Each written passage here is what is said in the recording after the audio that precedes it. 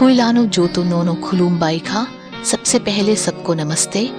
आने वाले नई वीडियो के लिए हमारे YouTube चैनल को जरूर सब्सक्राइब करें। इस वीडियो में हम महाराजा वीर विक्रम के अंतिम सपने और उनके अपने लोगों के बारे में, इच्छा के बारे में बात करेंगे।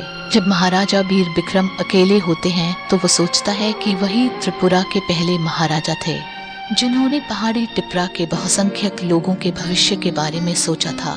उनसे पहले किसी अन्य महाराजाओं ने त्रिपुरियों के बीच शिक्षा के प्रसार के लिए ईमानदारी से प्रयास नहीं किया था।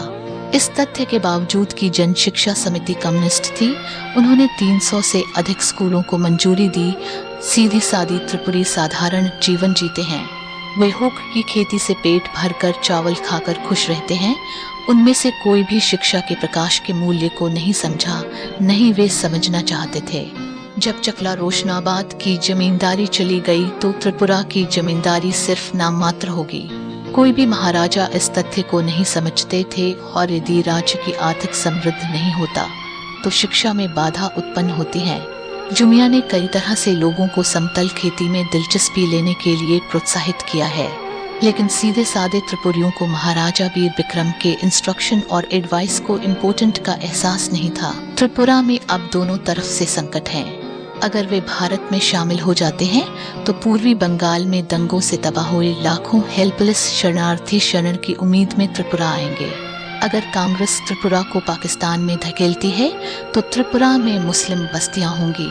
बहुत विचार के बाद महाराजा वीर विक्रम ने मेमो नंबर 49 1939 और ऑर्डर नंबर 325 1943 को तिप्रा लोगों के लिए रिजर्व फॉर 1116 स्क्वायर माइल के टोटल एरिया में से 2170 स्क्वायर माइल भूमि के रूप में घोषित किया, ताकि तिप्रा के डिस्टेंस को रिजर्व किया जा सके। अब सभी तिप्रा लोगों के रिहेबिलिटेशन के बारे में सोच रहा है। ये भारत में शामिल होने से पहले किया जाना चाहिए। उस समय के दौरान महाराजा वीर विक्रम ने अगरतला में त्रिपुरी नेशनल कॉन्फ्रेंस की एक मीटिंग का ऑर्गेनाइज किया। महाराजा वीर विक्रम का एकमात्र उद्देश्य है कि त्रिपुरियों में नेशनलिज्म की भावना जगाना था और त्रिपुरा की अपनी कल्चर और ट्रेडिशन को रिस्टोर करना, जो खो गया था। महाराजा वीर विक्रम त्रिपुरियों के जीवित रहने की ढाल पाने के लिए आभारी थे। मीटिंग में त्रिपुरी जमातिया, रियांग, हलम, नौतिया और अन्य पहाड़ी लोगों के साथ लगभग 10,000 लोगों ने भाग लिया था। मीटिंग की अध्यक्षता रामकुमार देव वर्मा ने की।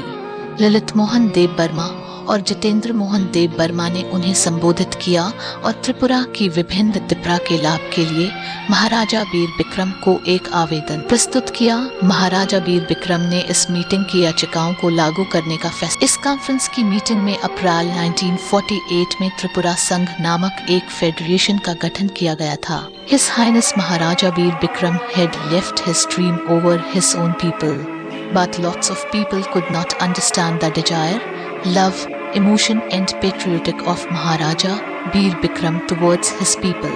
Maharaja Veer Bikram had already done a duty of a king. Not only that, he even sent his officers to every villages to explain why Tipra people need to come to plan area from hilly area. If Tipra people had listened to Maharaja Veer Bikram at the time, then today the situation would be something else.